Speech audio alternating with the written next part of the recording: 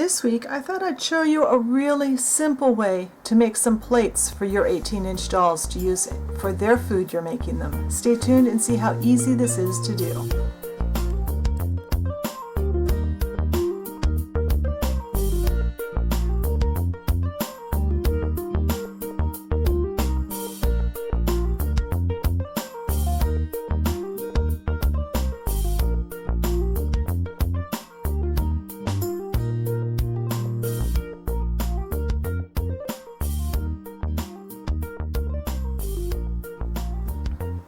Alright, so this week, like I said in the intro, we are making plates. Now I actually started coming up with the plate idea about the time I posted the video and tutorial for the mugs. My goal was to come up with an easy way to make a plate that could be replicated easily, so a whole set of plates could be made. Or if I decide to make food and plate it and sell it on Etsy, I have an easy way of doing those and an inexpensive way to do them.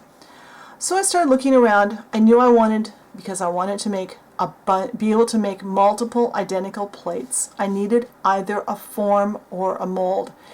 And I use those two terms differently. In my vocabulary, the way I work, I consider a mold and a form to be different, and I explain that in the blog post that goes with this video, so check that out. Anyway, I thought about making a mold. I said that'd be too expensive. It would take a lot of mold material. So I started looking for a form. And I came upon this. If you're not familiar with what this is, it is a wide mouth lid for a canning jar. These are easy to find. At least where I live, they're in every grocery store. A lot of other stores have them also. Make sure you get the metal ones. They're the right shape and size. They can withstand some heat, so they're okay in the oven for our clay temperatures. I wouldn't use Kato clay with these because of the higher temperature it requires, but they're fine for like Sculpey or Primo or Fimo. And so they fit all of my things I wanted to do. So this is our form that we are going to lay our clay over. Now I've just rolled out, I did this ahead of time, I conditioned and rolled out this is just Sculpey 3 in yellow. You can use any of your polymer clay colors, depending on what you want it to look like. If you want more of a stoneware look, use the clay straight. If you want to make something that looks more like china, then use some translucent clay in it, because this is going to look a little heavier, more like a stoneware. Now, the next thing we need to do is we need to trim this. Make it oversized and then trim it down. And I just use my clay blade. You can use any kind of knife you want.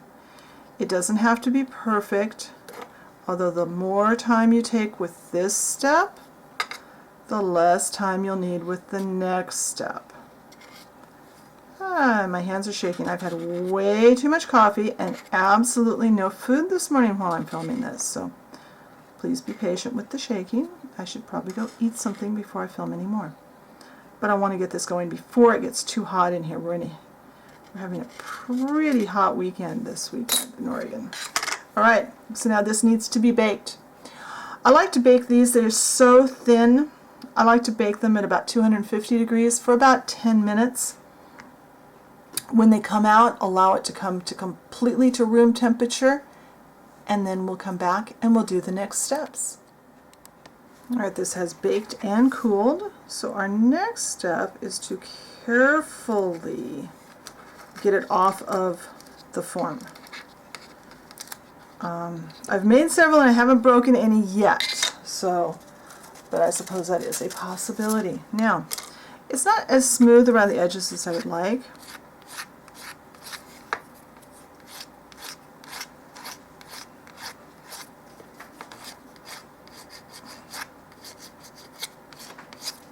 Now at this point in time, you could add decals, you could paint a design, you can get so creative.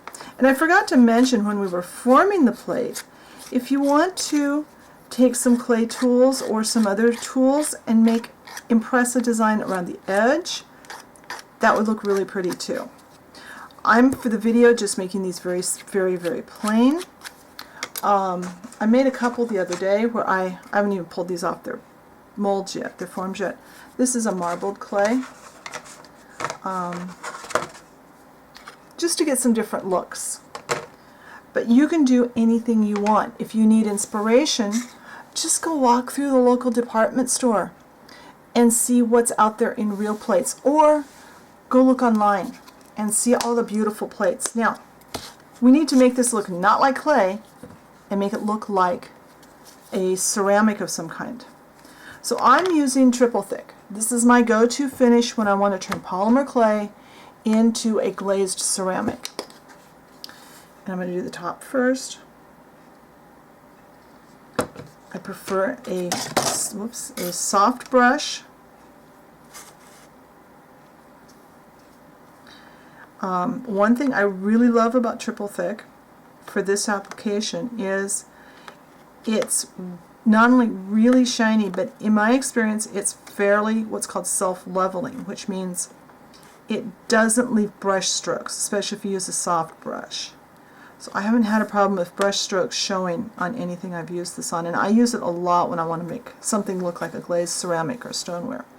Now, let this dry and don't touch it until it's completely dry. That will leave fingerprints. Trust me, I know, because I'll get impatient and think, ooh, that looks dry, and no, it wasn't dry.